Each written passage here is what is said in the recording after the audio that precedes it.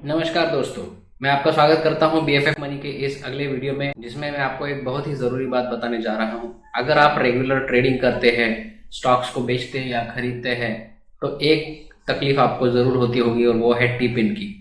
हर stock को बेचते समय आपको एक टी पिन देके एक ओटीपी मंगाने की ज़रूरत पड़ती है, और ये ओटीपी जब तक आप नहीं डालते तब तक आप उस स्टॉक को सेल नहीं कर सकते। ये सिस्टम कुछ सालों पहले नहीं था, लेकिन ये शुरू किया गया है इस कारण से कि कोई भी ब्रोकर अपने क्लाइंट्स के स्टॉक्स को क्लाइंट को बिना बताए बेच ना पाए। ये सिक्योरिटी की तरफ से किया गया है, तो ये हमारे लिए एज अ रिटेल ट्रेडर ये हमारे लिए अच्छा है। लेकिन इससे हमें जो तकलीफ होती है वो भी एक जेन्युइन सी हमारी तकलीफ है, क्योंकि अगर हम रेगुलरली सेल नहीं करते हैं तो भी हम टी पिन अक्सर भूल जाते हैं या कहीं पर लिखा है, तब हमें रीजनरेट करना पड़ता है। तो फिर हम लोग उस काम को पोस्टपोन कर देते हैं और हमारा बेचने का जो डिसीजन है वो कभी कभी रह जाता है। अब ये जो मैंने ब्रोकर्स की जो हरकत बताई कि कुछ ब्रोकर्स बिना बताए आपके स्टॉक्स को बेच पाते थे, उस पर रोक लगाने के लिए किया गया है। लेकिन ये हर ब्रोकर के साथ नहीं होता है। अब स्टॉक्स है, जीरोदा है, शेर खान है, आईसीआईसीआई डायरेक्ट है, इनके साथ ये होने की चांसेस काफ़ी कम है। तो हम क्या कर सकते हैं कि ये जो सिक्योरिटी स्टेप है इसको हम लोग स्किप कर सकते हैं या हम इसको अवॉइड कर सकते हैं, ताकि हमारा जो सेलिंग है वो एक क्लिक में हो जाए। अगर आप रेगुलर ट्रेडर है, रोज या हफ्ते में कई बार आपको सेलिंग की ज़रूरत पड़ती है, स्विंग ट्रेडर है, तो ये आपको करना पड़ेगा। ये फ्यूचर एंड ऑप्शंस में लागू नहीं है। फ्यूचर्स एंड ऑप्शन में आप सेलिंग बिना टिपिन के कर सकते हो।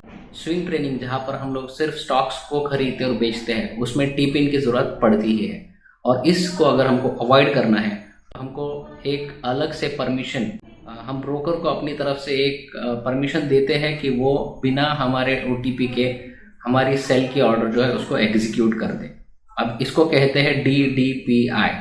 ओके, ये डीडीपीआई की रिक्वेस्ट आपको हर ब्रोकर के टर्मिनल पे देने का सिस्टम है, लेकिन यह आपको ट्रेडिंग प्लेटफॉर्म पर नहीं मिलेगा। ट्रेडिंग प्लेटफॉर्म और बैकएंड प्लेटफॉर्म इसमें फ़र्क होता है।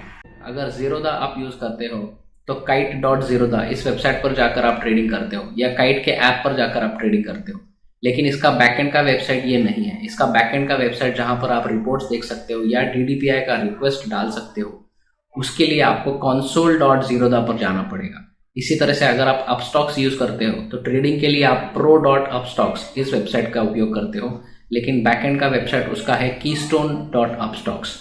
इसी तरह से अलग अलग ट्रेडिंग प्लेटफॉर्म्स के अपने बैकएंड के वेबसाइट्स होते हैं। आपको ब्रोकर की वेबसाइट पर जाकर ऑनलाइन या ऑफलाइन इन दो तरीकों से किया जाता है। हम प्रीफर करेंगे कि ऑनलाइन तरीके से हो जाए ताकि हमको ज़्यादा काम ना करना पड़े, लेकिन हो सकता है कुछ लोगों के केस में ये ऑफलाइन करना पड़े। तो ऑफलाइन के केस में वहाँ पर एक फॉर्म होता है जिसको हमको डाउनलोड करना पड़ेगा और उस पर फिजिकली हमारे सिग्नेचर्स करके उस फॉर्म को ब्रोकर की एड्रेस पर, दिए गए एड्रेस पर भेजना पड़ेगा। लेकिन हम कोशिश करेंगे कि ज़्यादातर ये काम ऑनलाइन ही हो जाए। उसके लिए हम एक बार अपना ओटीपी ज़रूर देना पड़ेगा, लेकिन अगली बार सेल करते समय हर बार हमको ये ओटीपी देने की ज़रूरत नहीं पड़ेगी। तो आइए देखते हैं, कुछ टर्मिनल्स के ऊपर जाकर हम लोग ये एग्जाम्पल देखते हैं कि किस तरह से ये रिक्वेस्ट हम दे सकते हैं। मैं कुछ ब्रोकर्स के लिए आपको दिखाऊंगा, लेकिन आपका जो ब्रोकर टर्मिनल है उसकी बैकएंड की वेबसाइट, उस पर जाकर ये चीज़ करनी पड़ेगी। सबसे पहले हम अपस्टॉक्स के लिए डीडीपीआई रिक्वेस्ट कैसे देते हैं ये देखते हैं। उससे पहले मैं आपको ये ट्रेडिंग अकाउंट पर हम लोग एक सेलिंग की ट्राई करेंगे, और हम देख सकते हैं कि ये डीडीपीआई ना होने की वजह से सेलिंग करने के लिए हमको टी पिन डालने की ज़रूरत पड़ती है। ये टी पिन का प्रोसेस कैसा है ये भी आप इससे समझ जाएंगे। अब फार्मा बीज का ये जो मेरा पोर्टफोलियो में फार्मा बीज है, इसको मैं सेल करता हूँ।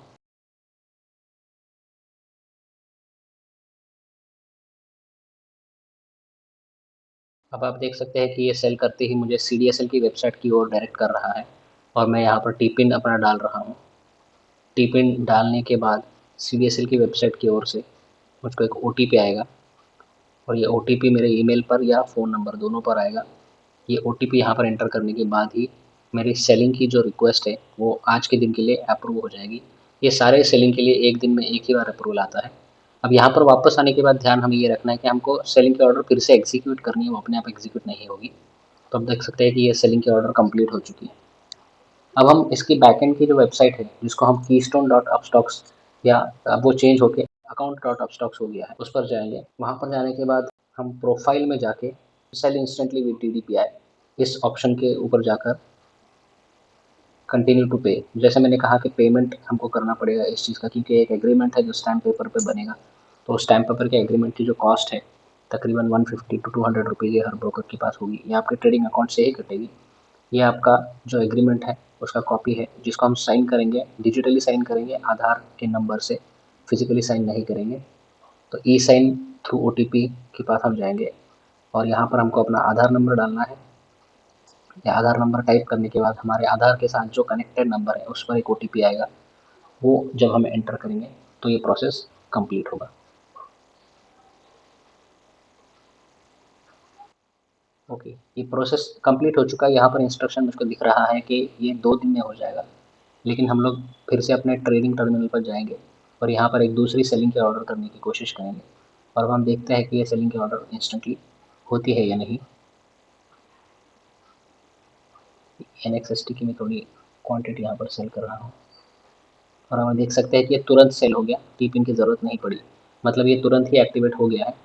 ये कभी एक्टिवेट होने में टाइम भी लगता है, तो अगर आपको तुरंत एक्टिवेट ना हो तो 1-2 दिन के लिए आप रुक सकते हैं, उसके बाद ये एक्टिवेट हो जाएगा। अब हम देखते हैं कि यही चीज़ हम kite.zerodha की वेबसाइट पर कैसे कर सकते हैं। kite.zerodha ये ट्रेडिंग टर्मिनल है और console.zerodha ये हमारा बैकएंड टर्मिनल है। तो console.zerodha पर जाने के लिए यहाँ पर प्रोफाइल, यहाँ पे हमारा नाम आता है, उस पर क्लिक करके हम लोग कंसोल की वेबसाइट पर जा सकते हैं। कंसोल में जाएंगे तो यहाँ पर अलग अलग सेक्शन है, जैसे डैशबोर्ड है, अकाउंट है। अकाउंट सेक्शन में जाएंगे और नीचे हम डीमैट पे क्लिक करेंगे। डीमैट के अंदर हमको दिखेगा enable demat debit and pledge DDPI instruction. हम DDPI इंस्ट्रक्शन पर क्लिक करेंगे तो यहाँ पर भी एनेबल DDPI के लिए एक चेक बॉक्स होगा। यहाँ पर हम आगे कंटिन्यू करेंगे। कंटिन्यू करने के बाद यहाँ पर भी हमको आधार OTP के लिए ये एग्रीमेंट जो सामने है इसको कंप्लीट करना है, ठीक उसी तरह से जैसे हमने अपस्टॉक्स में किया था। यहाँ पर भी आधार नंबर डालने के बाद एक OTP आएगा और उस OTP को कंप्लीट करने के बाद हमारी ये जो रिक्वेस्ट है DDPI रिक्वेस्ट पूरी हो जाएगी और एक सक्सेस मैसेज हमको स्क्रीन पर आ जाएगा। अब हम सेम DDPI रिक्वेस्ट डालने का तरीका फ्लैट ट्रेड के अकाउंट में देखेंगे। फ्लैट ट्रेड का बैकएंड वेबसाइट wall.flattrade इस तरह से हम खोल सकते हैं। wall.flattrade पर जाकर इसके अंदर भी हम पहले डीमैट सेक्शन में जाएंगे। उसमें आप देख सकते हैं कि यहाँ पर सबमिट DDPI के साइड में N लिखा हुआ है, POA/DDPI, मतलब कि DDPI रिक्वेस्ट एनेबल नहीं है। तो हम सबमिट DDPI इस पर क्लिक करेंगे। DDPI रिक्वेस्ट प्रोसेसिंग चार्ज, फिर से हमें यहाँ पर चार्ज के बारे में बताया जाएगा, 175 रुपीज़ चार्ज है।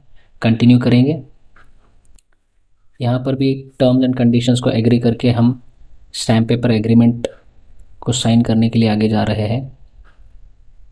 इस स्टैम्प पेपर को आप स्क्रॉल करके देख सकते हैं।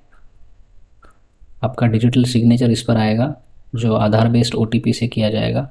साइन नाउ पर क्लिक करेंगे और यहाँ पर भी हमको आधार ई-साइन के लिए अपना आधार नंबर पहले डालना है, फिर हमारे आधार नंबर पर एक OTP आएगा जो हम यहाँ पर सबमिट करेंगे और ये DDPI रिक्वेस्ट हमारा कंप्लीट हो जाएगा। तो ये रहा DDPI रिक्वेस्ट डालने का तरीका तीनों भी वेबसाइट्स पर। आशा है कि आपको ये पसंद आएगा वीडियो, तो कृपया लाइक, शेयर और सब्सक्राइब करें। मिलते हैं अगले वीडियो में। Thank you so much.